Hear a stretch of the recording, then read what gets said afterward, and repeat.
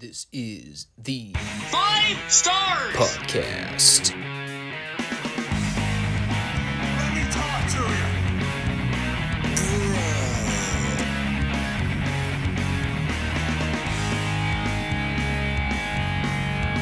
This is such good shit.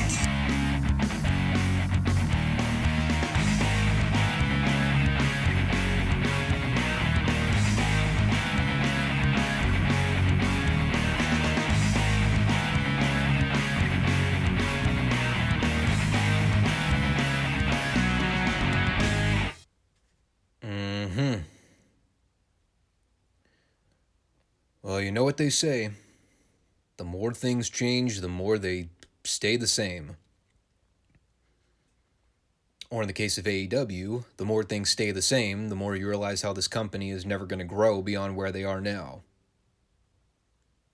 And I guess they're okay with that. Hey, good for them. They've got their niche fan base. They've got their diehards that'll come back and support them through thick and thin, and screw the rest, I guess. One would think that's probably not the most effective business model to have, but hey, we all got to learn at some point, right? Those who do not learn from history are doomed to repeat it, as a wise man once said. And with that somber doom and gloom intro out of the way, what's up, Wrestling Universe? This is the 5 Starr Wrestling Report, and boy, are you in for a banger. Actually, you're in for the Monday podcast edition of the FSWR channel. Today, we're going to be reporting on AEW Rampage and NWA Powerrr, as we do every Monday if you've been following the show. We're here on YouTube and Rumble on Mondays and Fridays each week, so make sure to subscribe, like the show, and come back and stop by each week for new material and new content. You will not want to miss out on my various coping mechanisms to justify why I'm still watching this hot garbage and why modern pro wrestling sucks. And trust me, it's not just an AEW thing. They're just a single cog in the wheel as to what's wrong with modern professional wrestling today. Trust me, WWE will be part of that equation once I review their Backlash pay-per-view next week. Having not watched a single episode of Raw or SmackDown in the lead up to it, I can probably assure you that it will not matter in the grand scheme of things. But we're not here to talk about WWE and their problems. Today we're here to talk about AEW Rampage and NWA Powerrr, so let's get going with things and dive right in. Oh, joy, joy. Good old Rampage. My favorite wrestling program of the week. Totally kidding. The first match was Darby Allin versus Swerve Strickland, who I believe are both babyfaces, last I checked. Unless Swerve turned heel off camera and I totally missed it. So why this match was booked, I have no idea. Aside from their usual lame rationale that they wrestled each other in some outlaw promotion at some various point in their careers, so they have artificial history, wherein the only people that know about said history are the AEW loyalists that watch every outlaw mud show promotion in the world. Now, the rest of us that have lives, well, of course, we get no context. It was the stereotypical, banal AEW TV match that all the young guys in the business gravitate toward these days. They go back and forth, they do a million moves, a lot of it looks overly cooperative and phony. It's athletically impressive, I won't deny that, but I'll continue to say this because at some point it's going to register to the idiots in the business now that actually would maybe like to become successful pro wrestlers at some point in their lives. 1950s acrobatic stunt show routines and professional wrestling do not gel together. And they never will, despite what the marks try to tell you. Normally I'd be pissed at guys doing vertical suplexes off the apron to the outside floor, especially if it's not going to directly lead to a finish or an injury angle, but I think we're way beyond that in the scope of where the business is now. The finish is what irritated me more than anything. And again, it's exactly why I had a problem of them booking a babyface versus babyface match to begin with. Because evidently, I knew the end result wasn't going to be good. So Ricky Starks ends up running down from the commentary desk to try and get the jump on Swerve because they've been feuding. But Sting cuts him off at the pass and chases him back up the ramp. And when Swerve rolls back in, Darby immediately stacks him up with that straightjacket cradle finisher he does, and he wins. And Excalibur legitimately sold it as, and I quote, Darby stole it. Which is probably something you'd hear a play-by-play commentator call when the heel wins the match by nefarious means. So at the end of the day, all this did was make Darby look like a punk bitch. And they attempted to cover up for it later on by having Darby and Swerve do a promo where Darby was pissed about the whole thing, but Swerve blew it off and was like, nah, it's not a big deal. To which I immediately said, you fucking idiot. Way to make the Owen Hart tournament look like a complete nothing burger. Seriously, I'm not even kidding. He was like, oh well, I lost. Guess I'm SOL. Whatever. It's not a big deal. So why should I care about this fucking tournament then? The other thing too that hit me watching this match, obviously if this were real, or if the show was being run by competent people with half a brain, wouldn't Tony Khan have had the wherewithal to say, you know, Ricky has had an ongoing issue with Swerve Strickland on the show lately. Perhaps it would be a good idea to take him off the commentary desk and ban him from the building under penalty of suspension, because clearly he's going to try to run interference in the thing. Well, lo and behold, Starks runs interference, and he fucks over Swerve. Apparently, Tony was the only person that didn't see this coming. Or he's just totally oblivious and doesn't know how to book and write a logical professional wrestling program if it bit him in the ass.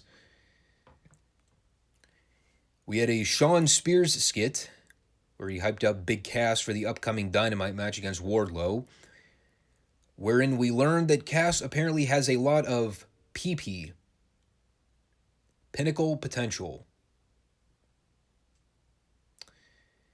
And this is why AEW will never be taken seriously by any serious professional wrestling fan. Somewhere in here, Santana and Ortiz randomly came out to jump Jericho at the commentary desk. 2-on-1 advantage babyfaces. Fantastic. That also set up Jericho versus Santana for Dynamite, which could be a good match. Although with Jericho involved, it'll probably have run-ins galore and be ruined by the usual AEW overbooked bullshit. So I don't have high hopes for that one. We had a random girl 6-person tag with Jade Cargill's baddie faction that I did not pay any attention to. I'm sure it wasn't any good. Keith Lee had a squash against Colton Gunn that was fine. It existed. Yeah, the Gun Club are great douchey little torpedoes. I mean, if those guys actually take their work seriously and don't fall victim to how a lot of the young guys do in the business today, they have the potential to be a really successful tag team someday and make a lot of money. Hopefully Billy's keeping him under his thumb. Keith has already been buried as a mid-carder in AEW, so it's not even really worth harping on now. It's Tony Khan's biggest catch-22 when it comes to signing talent. He has no plans or visions for anyone. He just signs guys with no long-term idea of how to use them, so ergo, they all immediately become undercard players that mean absolutely nothing aside from the name value they've already established before showing up. We had a Hardee'S promo here that was actually pretty awesome, and that's not just because it was a quirky Jeff Hardy promo, but it was good. They hyped up Jeff's match with Bobby Fish on Dynamite. They talked about the potential dream matches that could come out of the tournament should Jeff end up qualifying. And, well, now I want to see Jeff Hardy qualify for the Owen Hart tournament. I actually buy and believe that this tournament means something to Jeff. Whereas with Swerve Strickland getting fucked out of his spot after running shenanigans, and he's already over it, he doesn't give two shits about the Owen Hart tournament. So yeah, this was actually my favorite part of the show. Well, leave it to the two ring veterans with a combined age of 90 to come in and save the show from complete sheer embarrassment. Now, of course, they immediately had to ruin it with an Undisputed Elite pre-tape because they're morons. Someone needs to take this Cutler cam and shove it up all these guys' rectum sideways. Oh, yeah, and Bobby Fish calling him Jeff Hardley. Well, we at least know they're watching. Who are the marks now? Also, apparently Hookhausen is a thing now. Great. And we're still leaving the Danhausen thing open-ended? You don't even want to try to give me a reason to give a shit? All right, fair enough. I'd probably hate it even with the explanation, so don't even bother. And the main event was Samoa Joe defending the Ring of Honor television title against Trent Beretta, wherein the entire setup was seeing whether or not Joe was going to kill Trent. Well, he killed him. Killed him dead. Joe mocking the company mascot at ringside put a smile on my face. Now that's actually a 30-second squash that I would pay money to see in AEW. Just have Joe beat his ass and retire him for good so I don't have to ever see him on my television again. Seriously, fuck that guy. It was an okay match. I probably would have had Joe beat him in shorter order, but that's more personal preference than anything. Trent's a fine worker, but he really doesn't mean jack shit at the end of the day.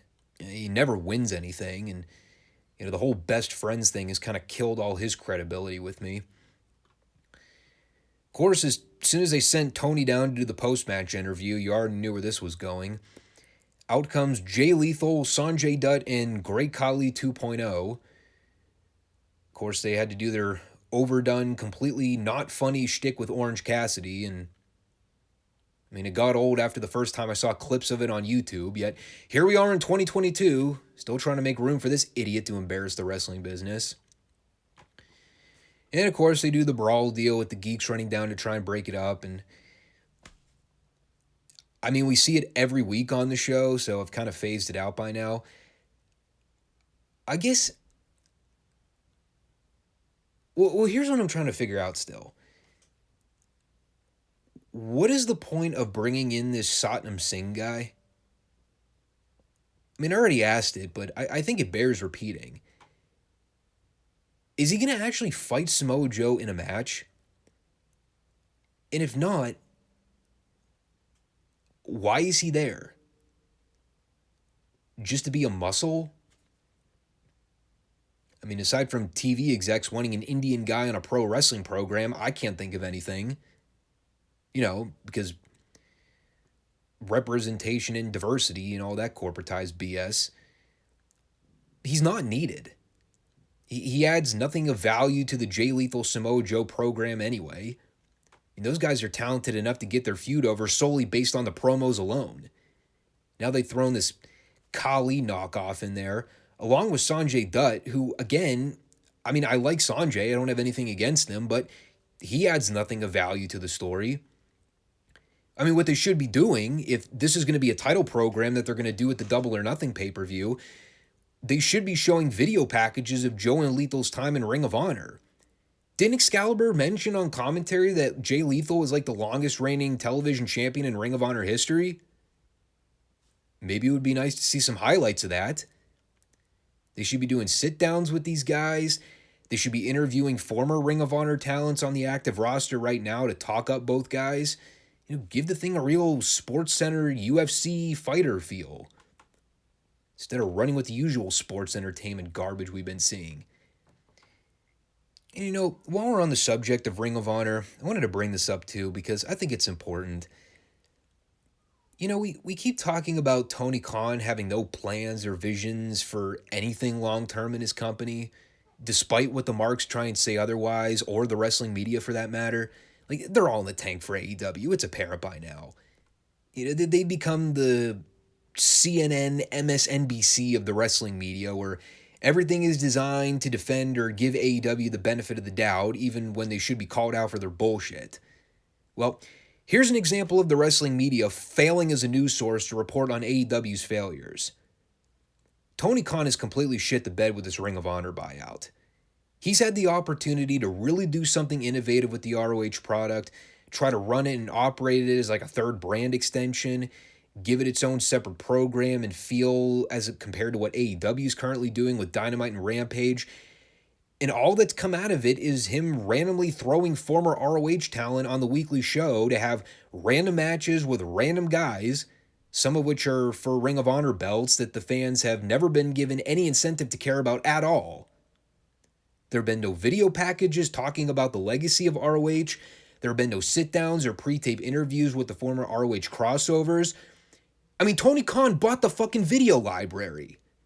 He has it at his disposal. It's just sitting in the can right now collecting dust when he has the full ability to use some of that on his television show. So why is he not using it? You know what AEW should have done after Tony had announced the ROH buyout? Instead of spending the next week completely throwing that story under the bus and running with the usual garbage TV program they do every week, you should have spent an hour of that show doing some press conference session or some kind of ROH special feature. Why not?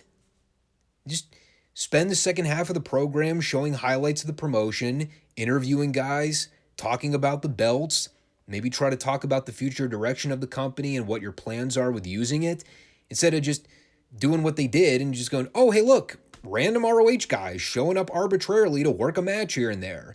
And then they'll disappear for weeks and we won't see them ever again. And I understand that in their minds, because Tony doesn't know what he's doing.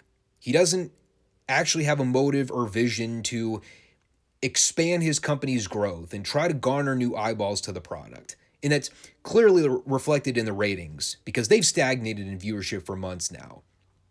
From his perspective, he probably sees it as, well, our fans know Ring of Honor's legacy. They know who the talents are. They know enough history about the company where video packages aren't warranted.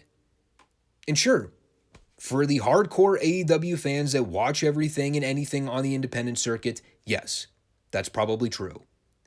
But what about the people that don't know about ROH's history? Or the people that are not familiar with those talents? Or the championships? Or what made that company successful? Its ups and downs. Its relationship with AEW from the beginning when they were running the All Out show back in 2018, and the company wasn't even called AEW at that point.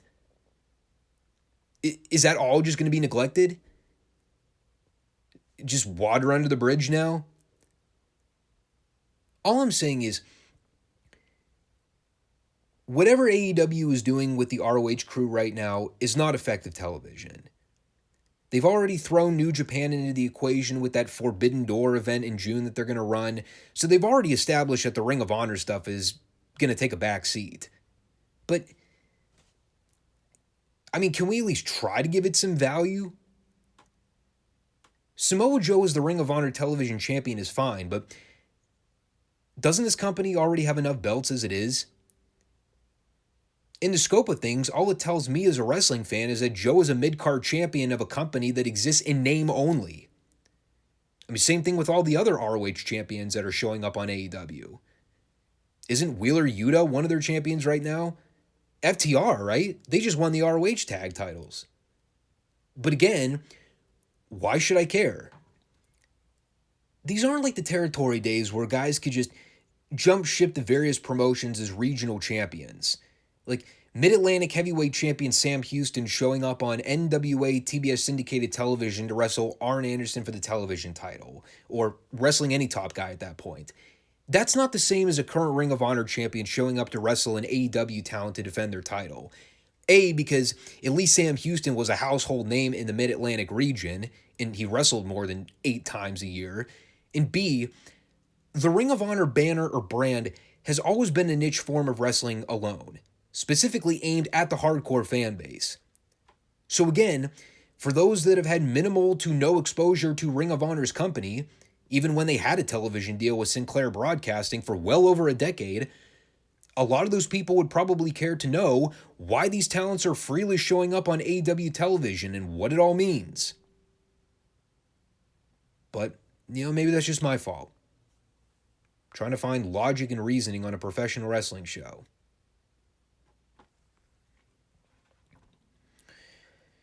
So now that we've had the discussion that no one else is going to have in the wrestling media, I'm just going to move on because, I guess it doesn't matter in the grand scheme of things. So let's talk about NWA Powerrr. This would have been Season 8, Episode 5. And we begin our program with Chelsea Green, Mike Knox, and that other guy in the Cardona family doing a promo at the booth. If memory serves me right, I believe his name is VSK. I have no idea what a VSK is, but no, he surely didn't leave a lasting impression. His promo was also blasé AF. But beyond that, Chelsea did the bulk of the talking, and the case was basically made that they're all gunning to hold championship gold in the NWA. And then they all scared Davis out of the booth with Knox barking at him like a dog. At least I can take one positive away from the whole thing. Chelsea Green is a lot more tolerable when she's not acting like a deranged zombie bride. I have no desire to see her as a champion in the NWA, but as long as she's acting as Cardona's bitchy side piece, I can at least put up with that on the show. They also aired a quick video pre-tape, hyping up the Nick Aldis-Matt Cardona program, so it does look like they're going to be revisiting that to do a rematch at a later date. Opening match was Jordan Clearwater versus Nick Aldis, and this was pretty much exactly what an old-school NWA squash should be. Take a top guy in your territory, pin him up against an underneath schlub that no one cares about, and have the top guy win in very convincing fashion. Now, granted, I probably would not have had Aldis sell for as long as he did in this match. This is not a Ricky Morton, Ric Flair scenario where you could have Aldis convincingly bump around and sell for a portion of the match because, he's wrestling like a top caliber guy on the roster or something. He was wrestling Jordan Clearwater. No offense to the guy, but, come on now. I did get a kick out of Aldis using the old Samoa Joe walkaway spot where Clearwater went for a top rope flying dropkick and Aldis just casually walks to the other corner while Jordan pancakes himself on the mat. I know a lot of people always hated that spot in TNA. I don't know, I always thought it was kind of amusing. Regardless, Aldis ended up going over with the Texas Cloverleaf. It's always fun watching Aldis work on these studio shows. He's someone that I've really gained a huge amount of respect for in the business. I followed that guy from the beginning of his career when he was greener than goose shit and saddled with a crappy Spartacus gimmick. Talk about someone who really honed his craft, took himself seriously, and worked his way up the ladder to where he is now. I guess you could say I'll always have a soft spot for him, but great worker. Then we had the Junior Heavyweight Championship match between Rhett Titus and Homicide. Before I talk about that, though, got to mention this. Velvet Sky in 4K high def. 5 stars. So I have had very minimal exposure to a lot of the junior heavyweight content NWA's been featuring. It seems like a lot of it's been happening on the NWA USA show, which I haven't been watching. However, with the stuff that I have seen, it's been pretty enjoyable. Rhett Titus, I've enjoyed his work from a lot of what I've seen in the NWA. And Homicide is someone that's been around for years, and I've always liked watching him. His finisher still makes me cringe every time I see it, but, it always looks impressive. Even though if we're going to try to suspend disbelief that, again, this is real, the move would legitimately kill somebody. But this is another really good match. There's some nice back and forth stuff between both guys. I like some of the catch-style mat work early on. Homicide put Red in a really cool-looking stretch submission at one point. I've never seen this before, but he basically had him in a modified wrist lock while he had his leg cranked over Rhett's neck, and he was like adding additional torque to it. I will say, one thing that I really do like about modern professional wrestlers, especially the ones that are heavy on the submission techniques and the MMA backgrounds, they really know how to implement a lot of innovative holds that you never saw back in the territory days. A lot of them look really impressive too. It's why I've always liked watching Zack Sabre Jr. in New Japan. Just all that stuff that guy can do. It's incredible. Homicide ended up retaining with the cutter off the second rope. And I believe it was at this point in the show where I took note of the man in the front row sporting the AEW is Jericho t-shirt. I laughed for many reasons. And then immediately after the match, we cut to the booth where who should be standing with Kyle Davis but Angelina Love. Yes, the former Angelina of TNA fame. Former Beautiful People affiliate. Alongside Velvet Sky. And I thought they had a third member of that group at some point too. Name's escaping me at the moment. But, yeah, she just kind of showed up, announced that she had signed a contract, and then Kyle Davis asked her when we would see her wrestle, and she said, "You'll have to see." Spoiler alert, didn't take that long. We had a quick Mickie James pre-tape interview with Mae Valentine. And boy, Mickie must have been watching some of her old territorial babyface promos because this is pretty lit. And trust me, I've had some rather bleak things to say about Mickie in recent times. There was one kind of douchey moment in this promo that made me laugh, but I'll touch on that in a second. But she basically recapped the world title match from the Crockett Cup. She touched on the whole screwy finish deal with Jeff Jarrett disqualifying Nick Aldis because he thought that Mickie gave him the kick in the gonads when it was actually Chelsea Green that did it. This actually might be the first time that anyone on the show has mentioned the Jeff Jarrett incident from the Crockett Cup, but better late than never, I guess.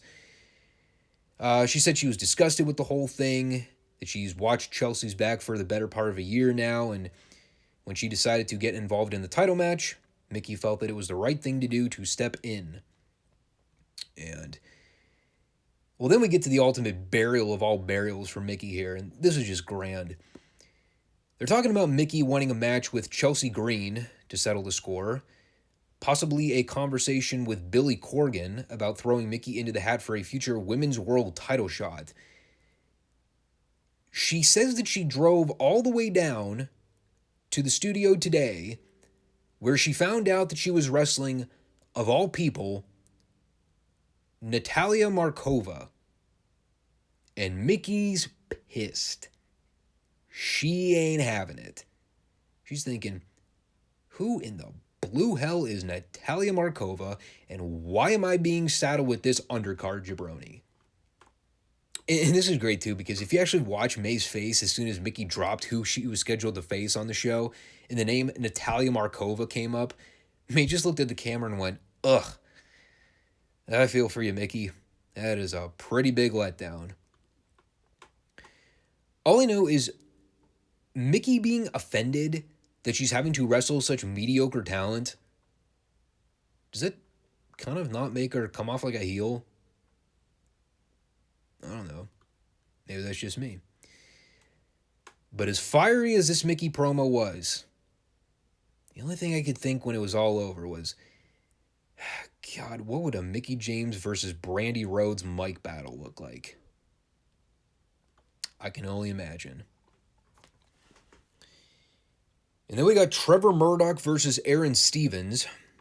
And as much as I wanted to apply the Stevens boycott rule for this match, I like Trevor.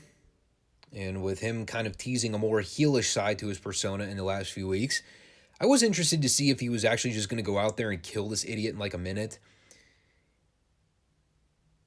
Now, it wasn't quite the onslaught that I was hoping for, but It was a fun little match. Probably the best Aaron Stevens match that I've seen in the NWA, although that's not saying a whole lot. At least he was playing it moderately straight for a change. I know, saying straight when the guy's got fucking guy liner on. Like I said, it was all right. I like the more dickish side to Trevor's character. Kind of works with his ring style, and the story they've been playing up with him definitely makes sense if they're gonna go that direction with the character shift. Trevor worked as a short-term babyface world champion, but he's definitely not someone that should have been holding on to the belt for like an 8 to 12 month title reign. I think he works better as a more upper mid-card guy, someone they can throw in the title picture occasionally, but definitely not making him the top guy. He kind of botched the landing on that top rope bulldog at the end, but it is what it is. I am interested to see where they go with this down the road. They already kind of teased the thing with him and the Pope, so maybe that'll be their next program. I still would like to see Pope back in the title hunt at some point down the year, but we'll see what they do. We had a pre-tape with Jax Dane. I completely forgot this, but Dane is the national heavyweight champion. Pretty forgettable, if you ask me. In fact, Jax Dane as a whole is pretty forgettable. Anyway, I didn't write a whole lot down about this. Apparently, he's wrestling Marche Rocket for the belt or something. Kill. So earlier, as you recall, Kyle Davis asked Angelina Love, "When are we going to see you wrestle?" And Angelina responded with, "You'll have to wait and see." Well, the waiting time was apparently all of 15 minutes. She wrestled Tootie Lynn, and because I was actually a moderate fan of Angelina's work back in the day, I wanted to check her out here and see what she had in the tank still. God, I remember watching her in TNA like late 2000s, right? She's got to be like, what, late 30s? Maybe early 40s by now. She looked fine. She's still rail thin. Probably wouldn't hurt to maybe try a few cheat meals on the weekends. But it was an okay little TV match.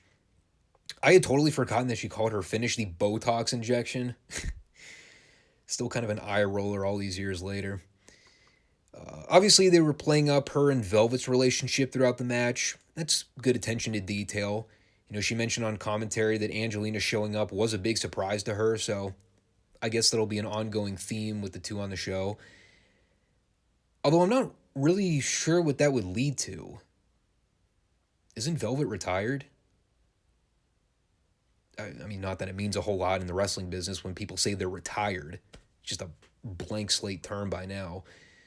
But Angelina's a solid worker. So, maybe they'll come up with something interesting for her. It's been a long time. It's probably hard for a lot of people to remember this. But there was a period back in the day where Angelina and Velvet were drawing some of the biggest viewership to TNA's company. Regardless of how you felt about the Beautiful People as a group. And trust me, I had my issues with them at the time, mostly centered around the wrestling aspect of things. But they were big ratings hits. Back when Impact was drawing close to 1 million viewers consistently to their television program on Spike, there were a lot of TNA fans that loved them some Beautiful People.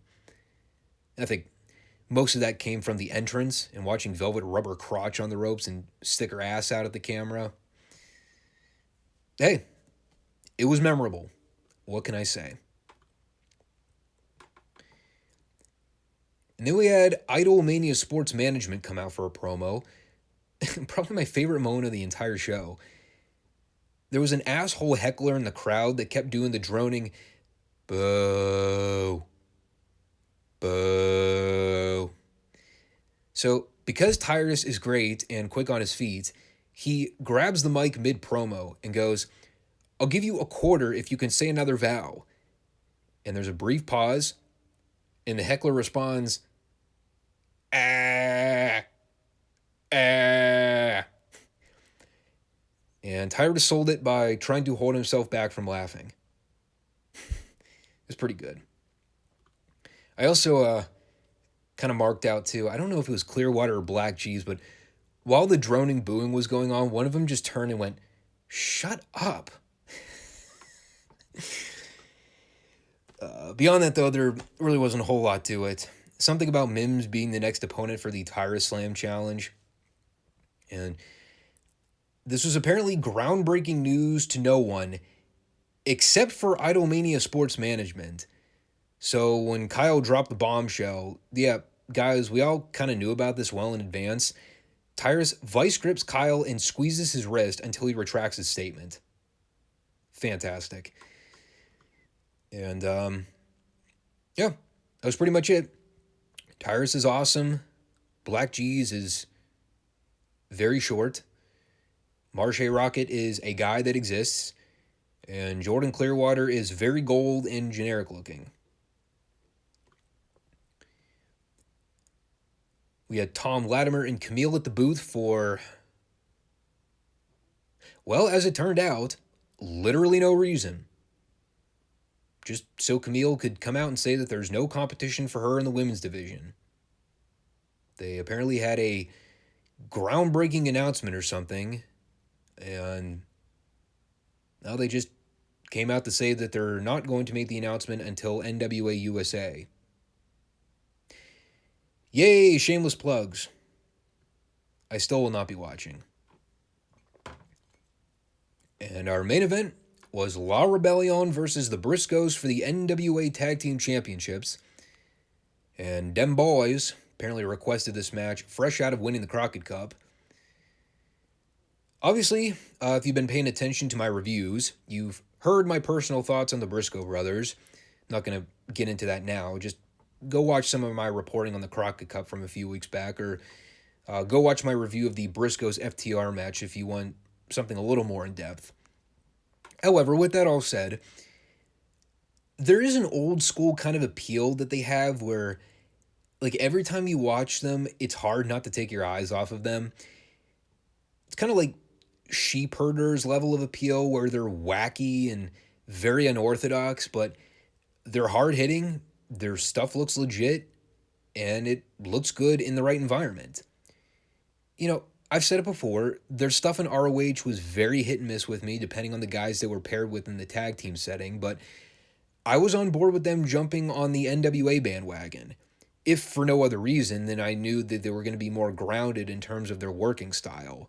And there's less room for them to do all the dives and topes, which I was never a big fan of watching them doing their matches to begin with.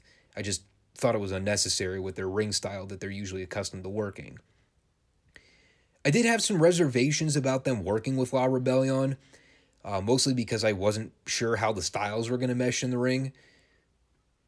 Turns out their chemistry was pretty solid overall.